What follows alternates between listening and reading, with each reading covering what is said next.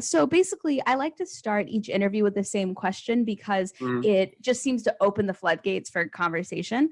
So first things first, feel free to introduce yourself. Tell us kind of who you are, where we can see you. And then also the first question I like to ask is, how did you get started in comedy?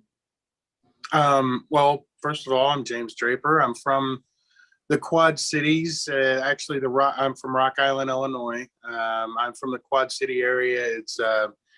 There's a scene here of stand-up comedy and improv comedy and a lot of theater and music and a lot of that. And I got into stand-up mainly through an email.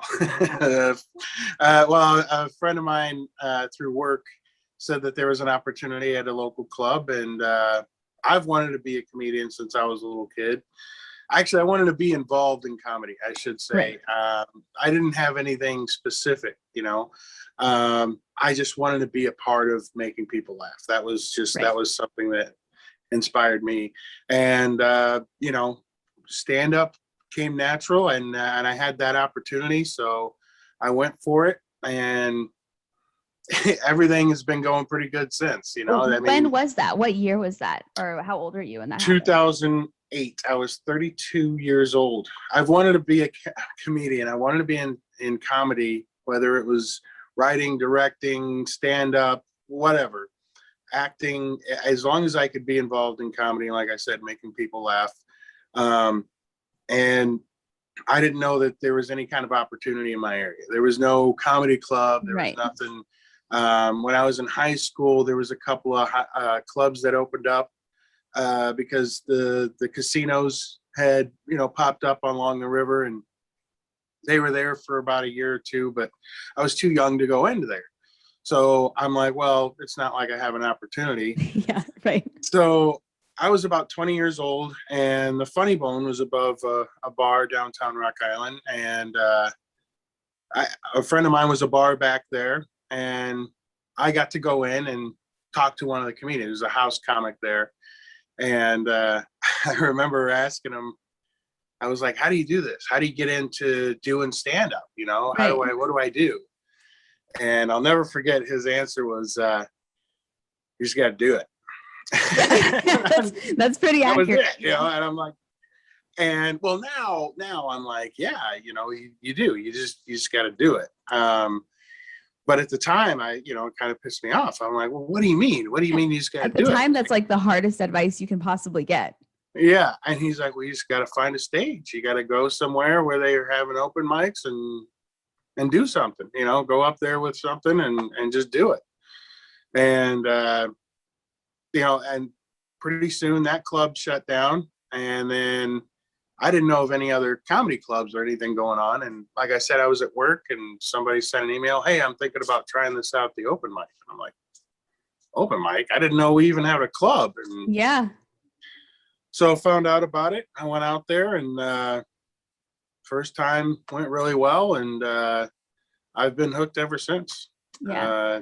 And it's been great because I've gotten to meet so many great people and work with so many awesome people. And it's been so much fun. Yeah. And you are so fun to watch. Like, to date, you are probably my favorite headliner that we've ever had I appreciate it. Bar. Wow. Yeah, like you just have this like dynamic presence, but also one thing that I really like about your performance style is you make everyone feel so comfortable. The whole audience was just relaxed and comfortable and having a great time, because I feel like in order to be a headliner, a lot of times comedians have to be edgy, or they have to be something, they have to really hit like an end of some kind of spectrum.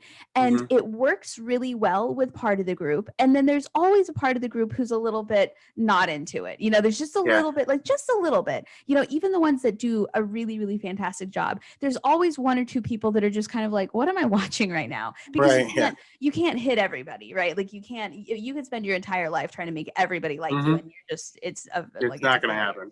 Yeah. But one of the things I noticed was, yeah, like your style just made everybody feel super comfortable, and the audience just like loved your performance. So I just thought it was awesome. Well, I had to get I you on here. appreciate that. I've always approached this as, this is a good time for me, no matter what's happening, so I want it to be a good time for, Right. the audience every time. I've had the opportunity, I've got to do things where I got to do some improv. I've got to host all sorts of different shows. I hosted a drunken spelling bee at one time. I've had opportunities. I was in a burlesque show at one point in time, and I've had these opportunities to do these things. So it's just it's and every time I'm trying to make it fun for the audience, no matter Right. what show it is, what I'm doing. I want to make it fun for the audience. And I used to have these t-shirts, and it was my name, and it was very basic. It looked like the Jack Daniels logo, and the base of it just said "good time comedy," and that's kind of how I always describe myself, as Yeah. just is good time comedy. I'm not. Yeah.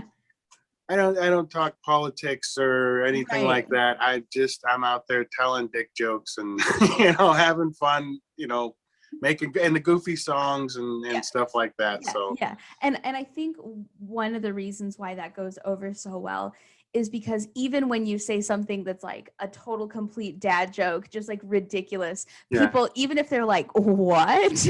They're not uncomfortable. They're just like, what is this person doing? Because I think a lot of what makes uh, material successful is the attitude in which you do it.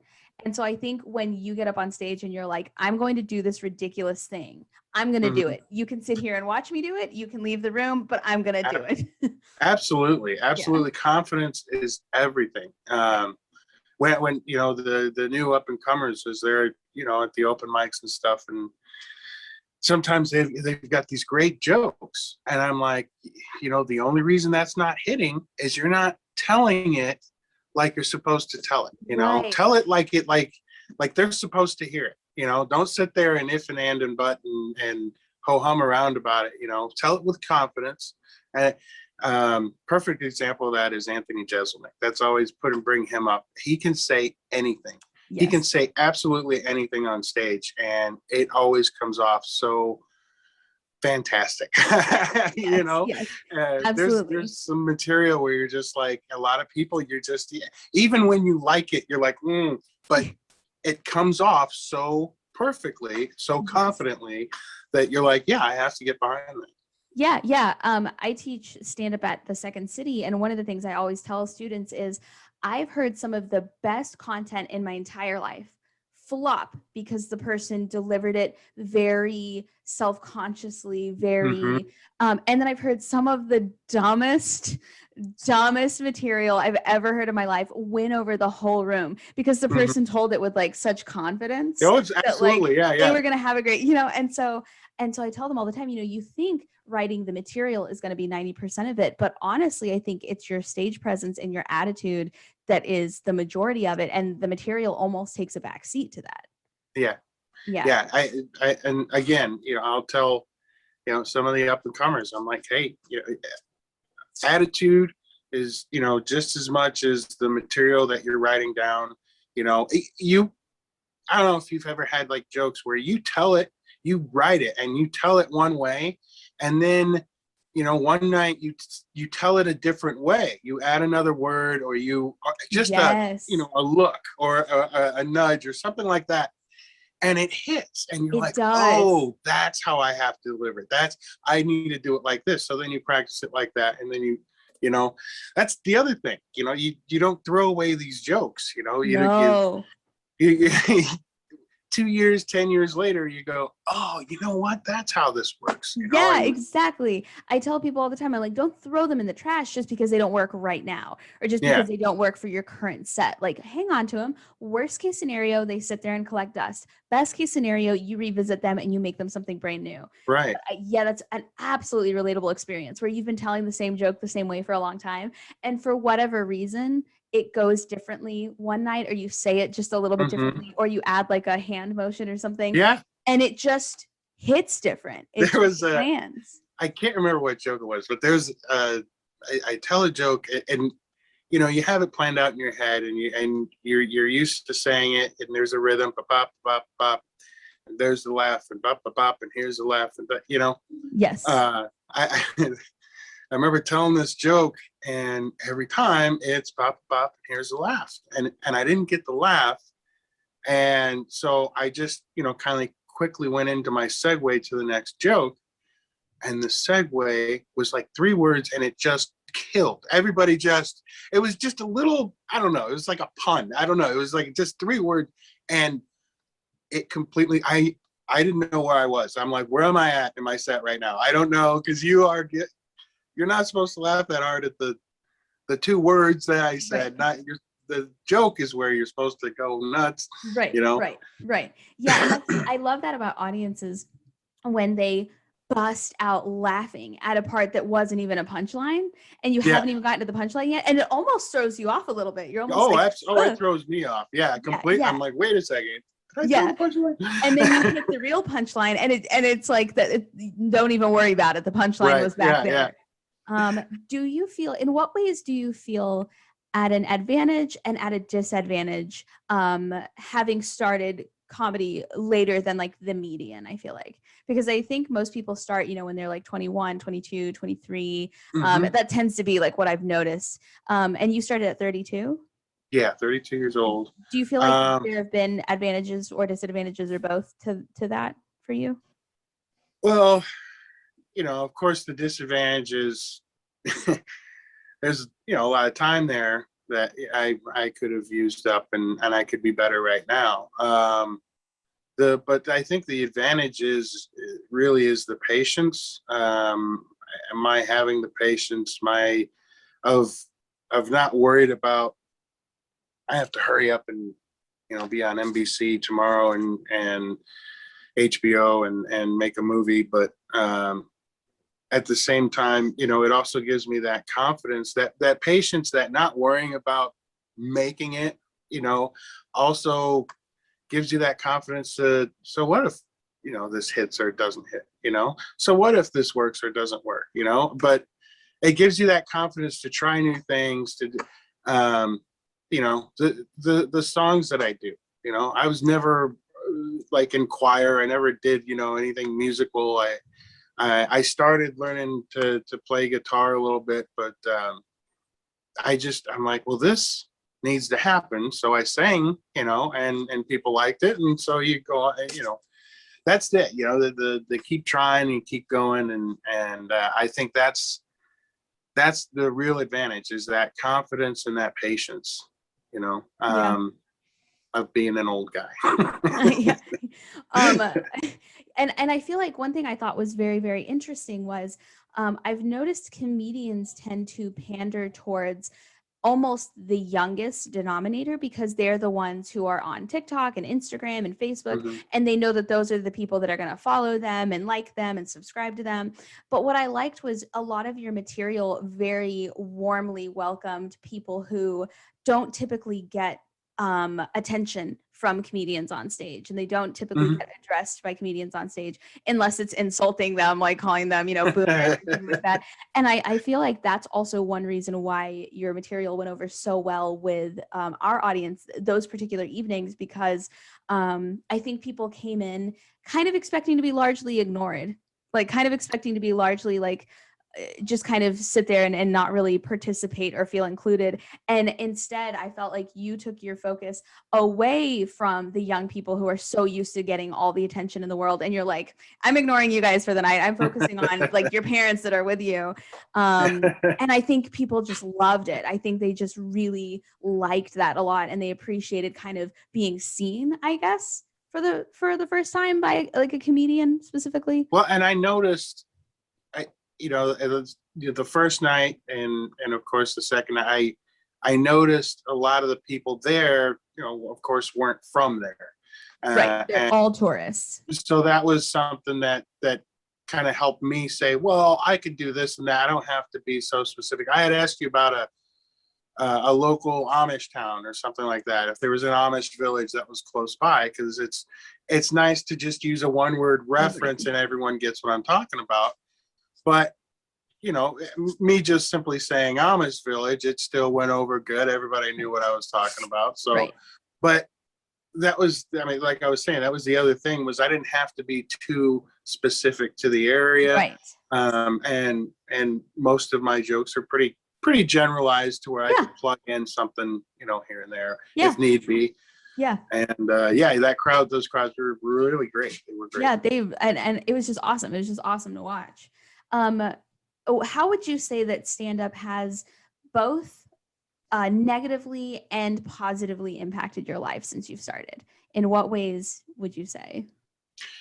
Well, positively, it's given me a lot more confidence. It's it's made me feel absolutely amazing to go out there and make people laugh and smile and have fun with strangers from, I there's people I've gotten to meet and hang out with. There's people I've stayed the night at their house and, I haven't hung out with or been around ever since. But it's really the amazing adventures, if you will, of being a comedian. That is absolutely positive. The negative, I would say, is the other side of that coin. With great confidence also comes great depression and you go down a void sometimes and you're just like, oh, I can't write and nothing's coming out and I'm just, why am I doing this? And then you have one of those nights and you're just like, your confidence comes back up. But that's, I would say, the most negative impact is my mental state isn't as stable as it used to be. Yeah. No, I mean? Oh my gosh, I completely and I think something that a lot of comedians relate to is the better off you are, like financially, mentally, emotionally, maybe in a relationship, the worse your writing is. And it's almost like comedy incentivizes you to like stay depressed and to stay single and to stay alone because you write so much better. Right. Well, you're deep in yourself, and things tend to come out. Yeah. I tell people all the time, I'm like, the worst 2 years of my life were my best 2 years in comedy. The best 2 years of my life were my worst 2 years in comedy. Like, that's just how that works. That's very interesting. What is the worst you've ever done? What's the worst experience you've ever had doing stand-up? I'm so curious. I'm not very fond of corporate shows. I know that they're good, money makers and things like that. But I've done several and I've had just a lot of bad experiences. One in particular, I was a part of an improv troupe. And we marketed ourselves. It was called The Blacklist. And we marketed ourselves as adult improv, to where you could suggest anything in the world. And, it doesn't matter how dirty or whatever, crass, it doesn't matter how awful your suggestion is, we're going to use it in our improv, in our scenes. We do the short form games. And so people would hire us as adult improv. That's how we sold it. Okay, R-rated improv. So we go to this thing. It's a corporate Christmas party. Okay, this company and the owner is there, and we get there, and I'm doing stand up beforehand, but I'm also going to be in the improv part. But I'm doing stand up beforehand. I'm doing 20 minutes of stand up, warm up the crowd and everything, and then we come out as the group, and then we do another 45 minutes to an hour of improv. So I go out for 10 minutes, killing it. Crushing, got everybody going. The Then I tell a joke and it gets quiet. And another joke and it stays quiet. And another joke, I change the topic and it's still quiet, still quiet. I finish on a song, it's just dead. What the hell?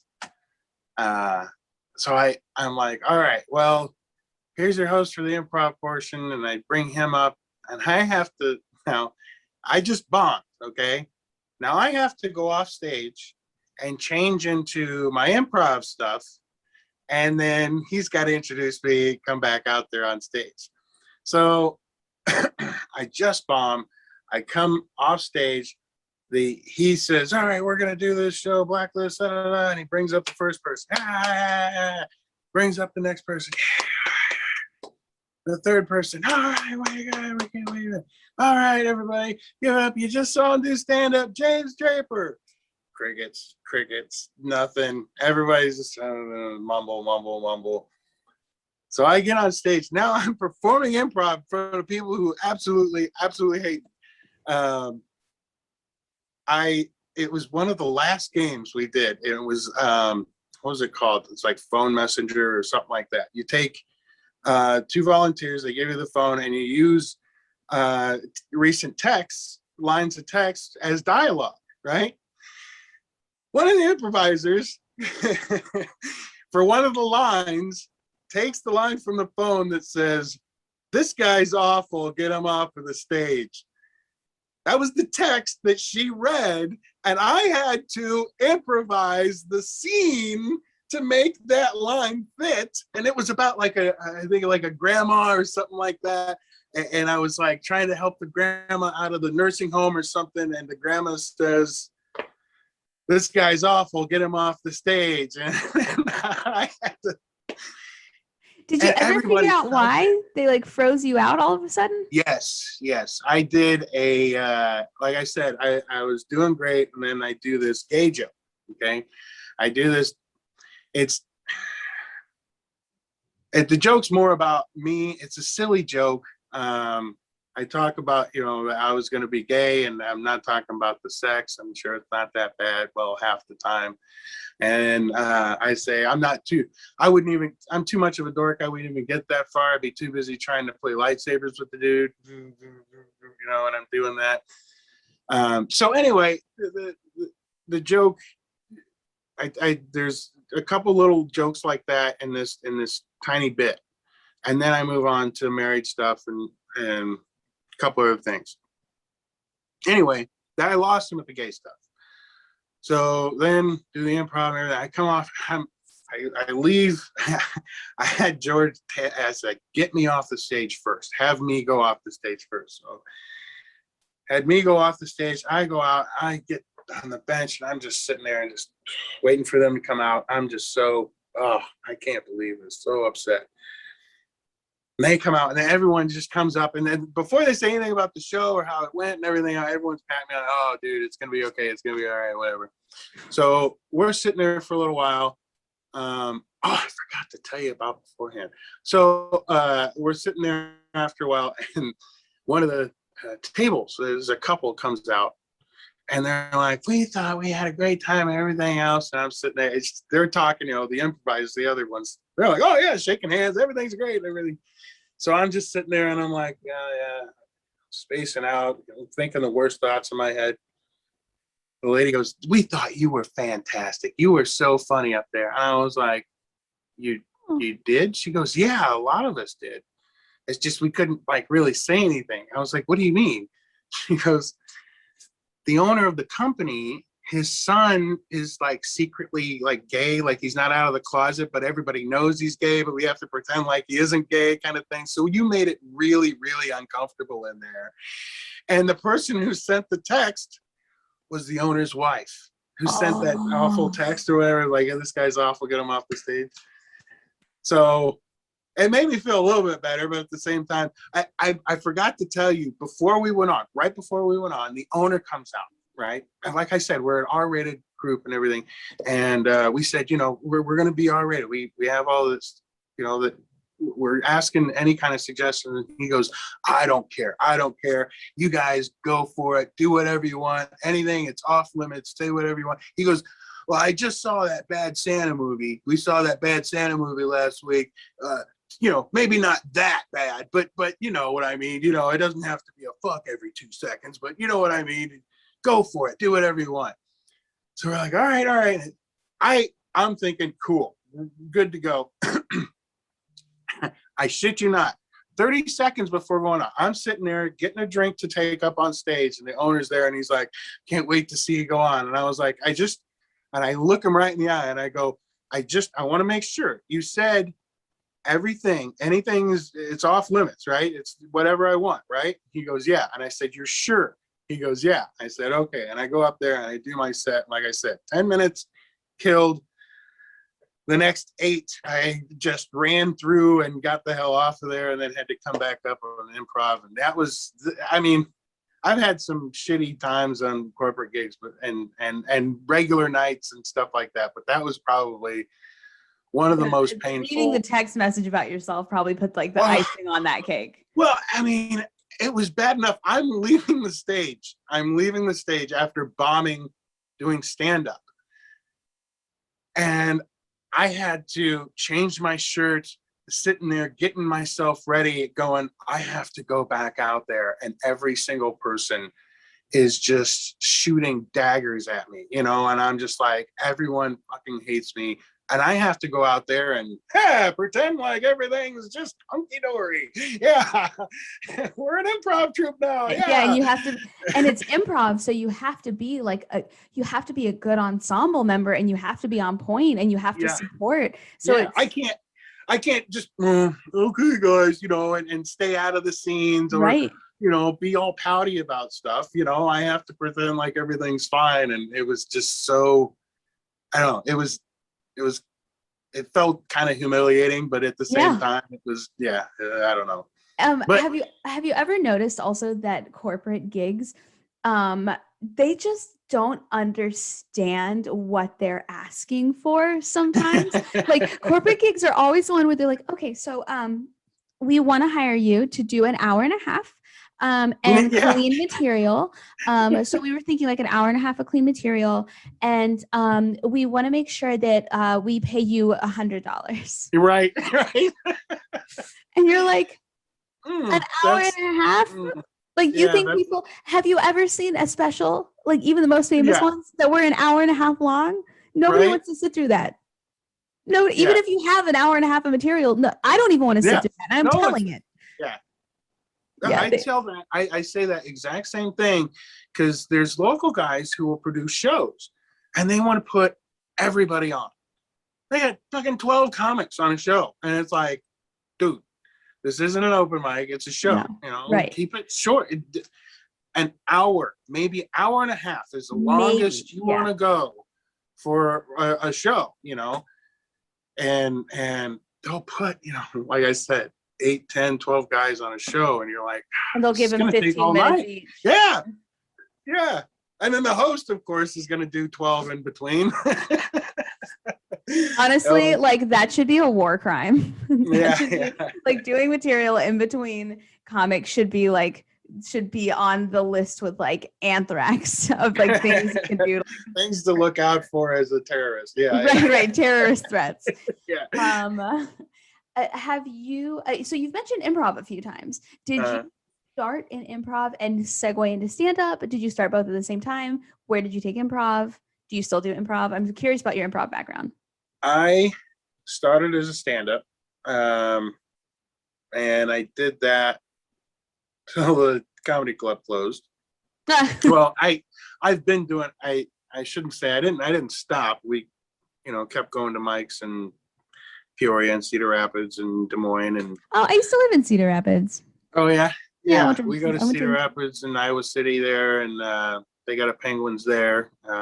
Well, they've been closed, of course, the past year, but and they got a nice little scene there. Some good comics and put on some good shows. Anyway, what was the question? I'm sorry. I was just asking like how you got started in improv. Just information about your improv background. So I was going to all these other open mics and stuff, and then there's a theater here in Rock Island called the Circuit 21 Speakeasy, and small theater, seats like 140, 150 people. Nice big stage. Anyway, there were some folks there who were doing improv, and I'm like, well, that's more stage time and stuff. And I'll try it out. I did it in high school. I'll try it out. And then I heard they were doing like it was going to be like adult, people suggest whatever, you can say whatever, because the comedy sports isn't, we have a local comedy sports. Yeah. And I know that that's very clean and it's a very wholesome brand. I feel it's very wholesome. Yeah. Yeah. Mm-hmm. And I'm not wholesome. And these guys were looking for not wholesome. And they weren't looking for improvisers. They were looking for improvisers, stand-ups, actors, anyone who wanted to be a part of this. And like, what we did was we took a good, what was it, about 4 months, and we would meet like twice a week, and we would do these little games and practices and things like that. And then suddenly they said, okay, it's showtime.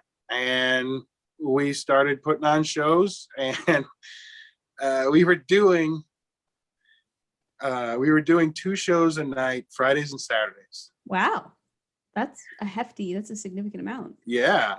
Especially when nobody was coming to the shows. There was a couple of weeks where there was times where we had maybe 10 people in the audience. And so you're like, hey, there's an audience.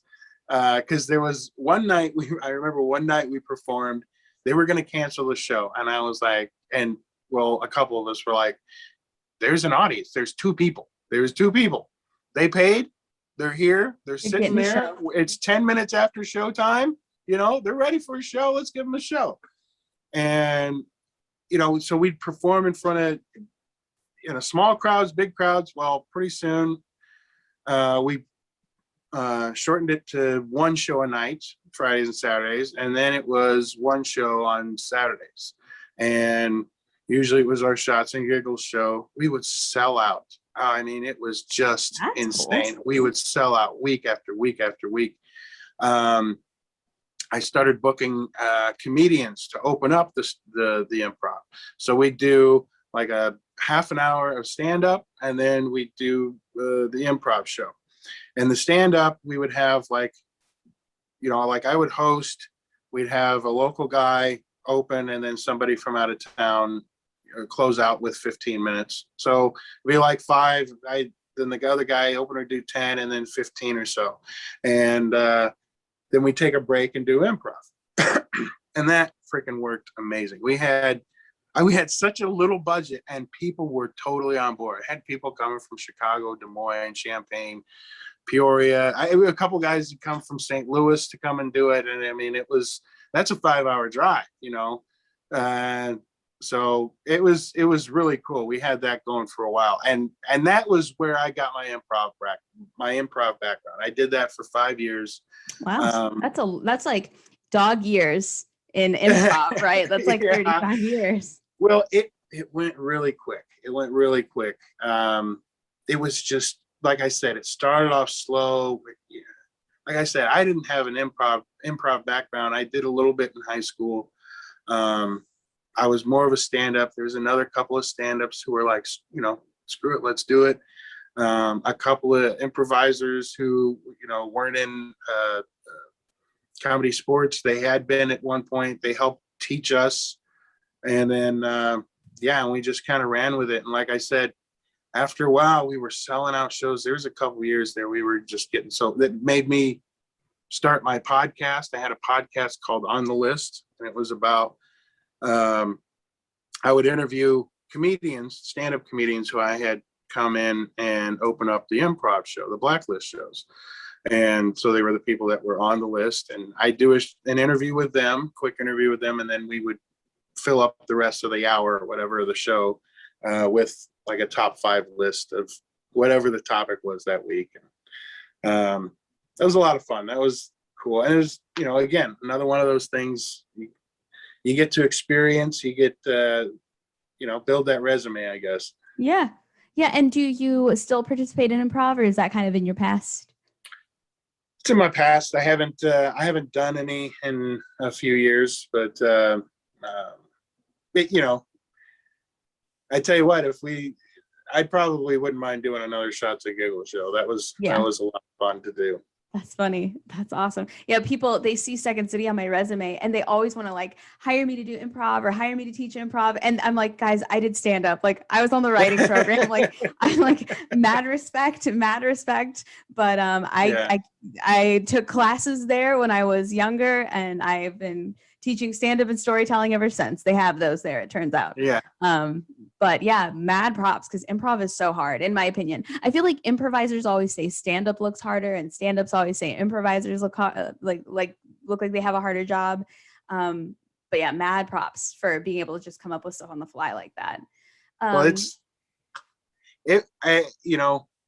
I gave my all to when I'm trying to perform for stand-up. I do it for improv.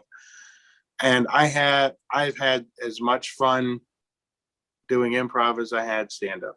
Awesome. Stand up is an amazing time. And when you have those nights at improv, it's just as amazing. It really is. Yes. I tell my parents, stand-up comedy is the most toxic relationship I've ever been in. Because you're like, I hate this. It's so stressful. Oh, this is the worst. And then you do a show and you crush it and you feel great. And you're like, yeah. All right, fine. But it's weird. I'm getting better now, but it's weird how a lot of the times those rushes will last all night, but those lows will last all week. Yes. That's such a good way to put it. Yes. That rush is a great night, but then like I said, those lows though, it's the entire week. You can't get over it until you do.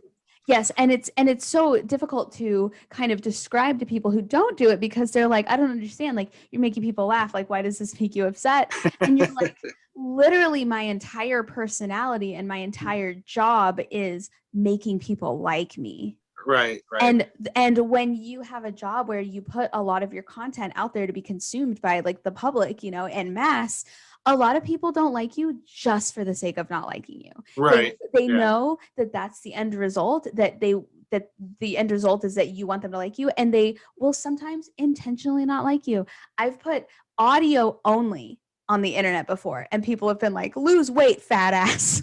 What? Really? Right. Like, so I try to explain to people, I'm like, when it's up here, when you're loving it, it's invigorating and it makes you love yourself and you think you're so funny and you just enjoy that vibe and you and the other comedians are just best friends for the night. But when it doesn't go the way it's planned, or when that high is gone and you recognize you have to like start the grind all over again. Right. Yeah. It's very much like, you guys got to be nice to me a little bit. Just like, slack. But if you had to give anybody who wanted to have a career similar to yours any advice, what would you say your best piece of advice for them would be? Or maybe the best advice you were ever given by someone. Probably, and I hate to say it, but probably just do it. Yeah. I was hoping honestly, it's just get out there, write. If you think it, write it down. Just do that. If you get an opportunity, there's a mic, do that. There's areas I know, like I said, we had no comedy club or anything here for, I want to say it was a good year and a half, maybe 2 years, where we didn't have a place to perform stand up, until we started working in the speakeasy with the Blacklist. So what we did was we just started doing it. We just went to a place and said, hey, can we come in here once a week, and tell some jokes? And, a lot of places said no, but, some places did. One of the first places we went to, we had an open mic, was in a hotel bar. It's an old hotel bar, a place that like people never use anymore, but the bar was still set up like it's an old 50s style bar. The bartender was like in ground and the bar was like just above the floor kind of thing. Yeah. And yeah, it was like a weird, unique room. But nobody would go in there. This hotel was just, it was out of the way. Nobody was there, but we got the room for a night. And some comics are like, well, I'm not going to go there. I'm not going to do that. Screw that, man. This is what I would call, I always said, this is a step above holding a brush in a mirror. I actually get a reaction. There's a bartender there and there's another comic, and those might be the only two people there, but I get to practice those movements with my hand when I talk, get my reps in, get that. Yeah. And get everything down. And I was going to say, I started a mic in a Spanish only speaking bar. Because he had worked at the guy who owned it, worked at the same place that I had worked, and had asked me to design his bar logo. So I did that, and he knew that I was a comedian. He'd come out and seen me, and I said something to him about wanting an open mic. He goes, you know what? We're only usually open Fridays and Saturdays. I'll open on Thursdays for you, and we'll be open from like 7 to midnight or whatever, and you guys come in there and do your open mic or whatever. And we got a couple people in there. I did it for it was a few months, but pretty soon the comics weren't coming as much, and then it's like, well, what's the point? Because I'd come there and set up and take time out of my night, and then nobody's there, and you're like, oh, now I'm tearing down and leaving 2 hours later because nobody showed up. That's the other piece of advice I would give anybody is support your other comedians, support comedy shows that are going on, because the less support they get, the quicker they're going to go away. And then the quicker they go away, the less opportunities you have, and you have to drive 3 hours to get 5 minutes of stage time. Right. And that's a lot of gas money. Yeah. And I think there is definitely an importance in kind of instilling people who are new that there is no opportunity not worth your time, you know? Like with the exception of, obviously if the host is abusive or something like that. Yeah. But like I have noticed that people will kind of shirk, the lower tier, sports bar open mics that leave these on, while the show is going. And I just I think it's important for people to understand, like, you're not too good for any of these opportunities. Right. And also I have made more money based on what people saw me do in a crappy setting and how professional they saw you act in a crappy setting than I have marketing myself on social media, because people will be like, I saw them act like a professional doing 5 minutes at Shrimpy's Shrimp House, during the ball game. Like, what are they going to do for $50, right? If I pay them, 25 or $50. And so I feel like those opportunities really stack. That's how you meet people. They're great for networking. And so I think that's a lot of what you kind of reminded me just then was, it might be in a hotel bar on a Tuesday night, with nobody else there, but that's still an opportunity to get a rep. That's still an opportunity. Yep. Stage time is stage time is stage time, and as far as comics are concerned, that's like the realtor's location. It's stage time, stage time. The more you're up there, the easier it is to do. And the more conversational your material will be, because the more comfortable you are up there, and you can talk to people like they're your buddies, instead of complete strangers just staring at you saying, right. And I try to explain to people, if you can get really good and really comfortable in a loud restaurant where people are ignoring you and you're just in the corner, like interrupting their dinner, you will feel so amazing the first time you get booked on a real show in a real theater. You can handle anything after that. And so it's almost like you have to go through the crappier stuff, in order to really appreciate. I feel like you wouldn't appreciate a real theater booked gig if you hadn't done Blue Moon special, evening with 30 other comedians who are all paying attention to their own notebook and not even like laughing at your set. But I think I've performed at some pretty pretty cool venues, but some of the more proud moments I have is in those shitty venues, and I've turned those Yes. people around, you Yes. know, to Yes. where it's a shithole, nobody's listening, and then 2 minutes, 3 minutes into your set, all of a sudden everyone's shh, shh, shh, and they're trying to listen to you, you know, and you're like, at that, oh, dude, I feel like a Superman, you know, and Yeah. when I can turn them around and make them shush each other, that's the best feeling. I mean, I don't know how to put it. I've played football, I've played sports before, you know, I've been a jock, you know, and that, you know, you just feel like Hulk Hogan there, you know, you want to, oh, what? Yeah. Yeah. Yeah.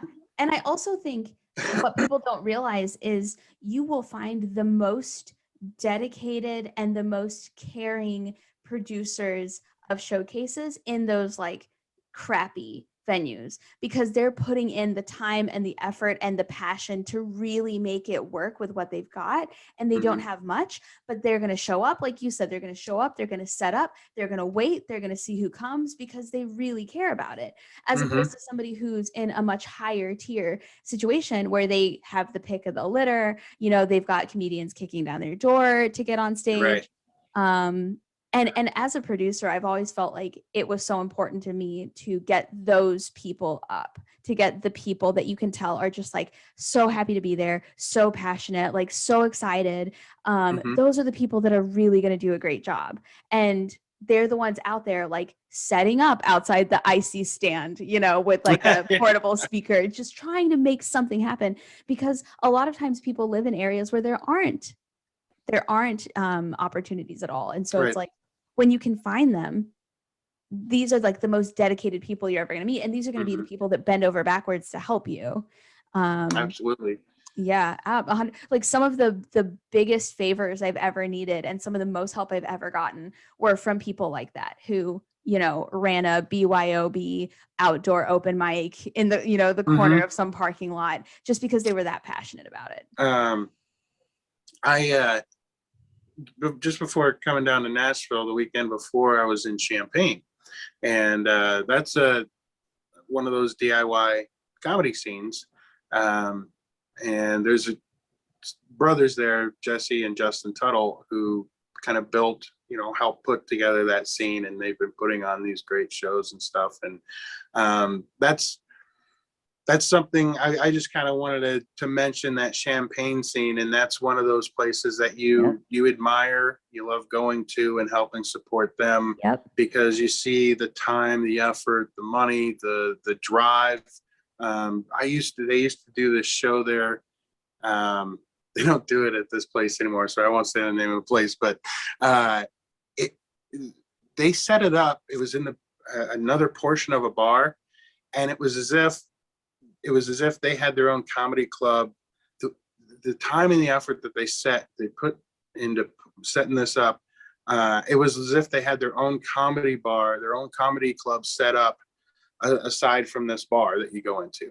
Because you go in, they had their own, you know, signage everywhere. They had things hung up. They had the TVs behind the stage with the logo, and then pictures or names of the people on stage, and the room, it looked like one of those old HBO specials, you know, and just, you know, That's had the cool. candle lit tables, you know, That's and cool. it was beautiful. And they put a lot of work and effort into doing that. And I just, I wanted to go ahead and mention them because you talk about DIY scenes, and Yeah. Champaign, Illinois is definitely one of those places. If as a comedian, if you're coming through the area, definitely check those guys out, Jesse and Justin Yeah. Tuttle. Yeah. Uh, And it's interesting because it's like when you give a place the opportunity, they'll embrace it, right? mhm. For example, a comedy bar. One of our most successful locations is in Dubuque Right.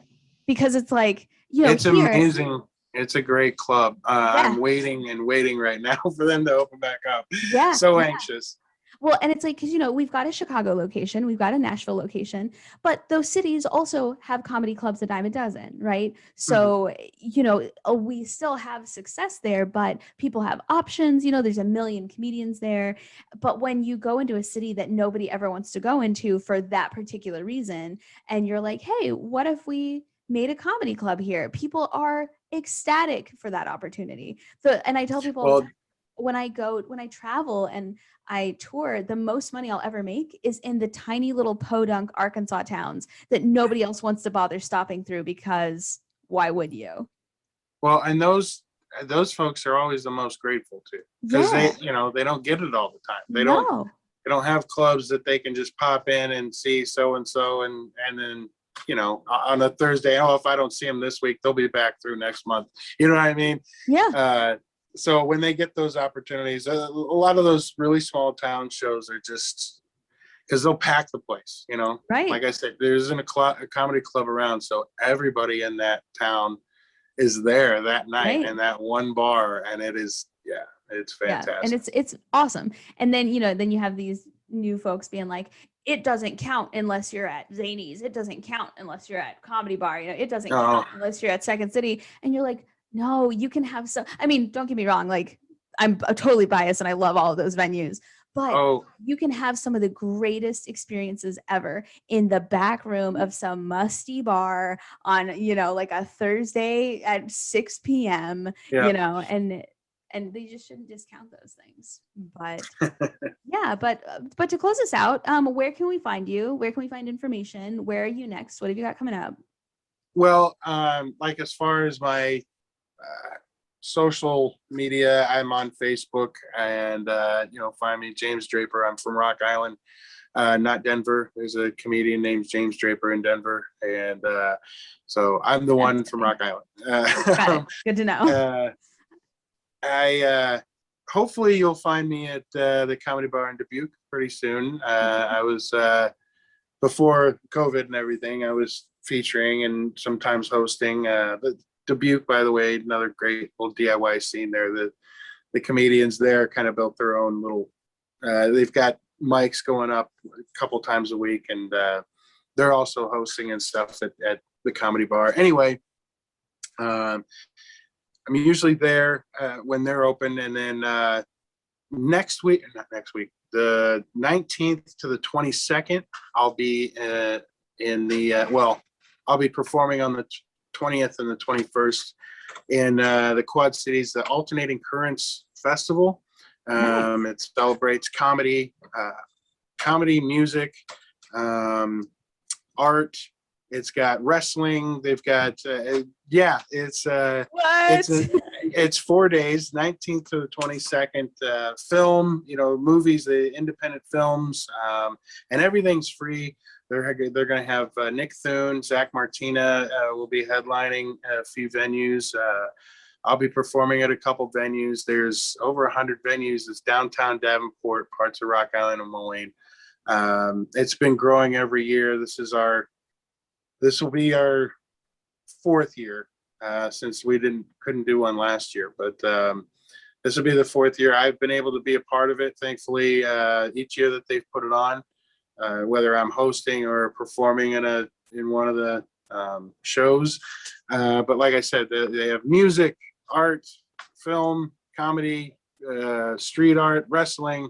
It's absolutely amazing. It's a fun festival. Awesome. And then not to plug Zach Martina again, but the Renwick Mansion is another place that I'll perform once in a while. I get to perform with some of the Bob and Tom guys. They come through there. Kostaki Economopoulos, got to perform with him there. Michael Palisak, Jeff Dye was just through there. That's cool. Along with Mike O'Keefe out of Chicago, and yeah, I love Mike O'Keefe. Yeah, he's great. There's a few venues here in the Quad Cities, and then I'm popping up at shows in Dubuque and Cedar Rapids, Champaign once in a while. So basically everywhere. Basically, Peoria, find you throughout like Iowa and Illinois. But I'm on, like I said, I'm on Facebook. I don't have a website. I never understood to have a website other than to have the dates on there, and most of the people that I'm talking to or I contact with, I'm friends on Facebook, or I meet them at a show. Here's my Facebook, those guys. It's free. I can post that stuff out there anytime someone wants to put something on there. If you would look me up, every Tuesday I do something called Tuesday Joke Day. I put out a post and you can comment with anything at all. And I write a joke and I write a joke using that and tag you in it. So free joke on Tuesday. Anything Cool. at all. That's cool. That was something I years ago, I was writing like news jokes. I was like taking headlines and stuff and I'd write jokes out of that. And I'm like, I don't want to do that anymore. What do I write a joke about? I don't know what to write a joke about. I'm like, you know what? Screw it. I know I can write a joke about anything. Anything. Give me anything and I'll write a joke about it. So I put it on Facebook.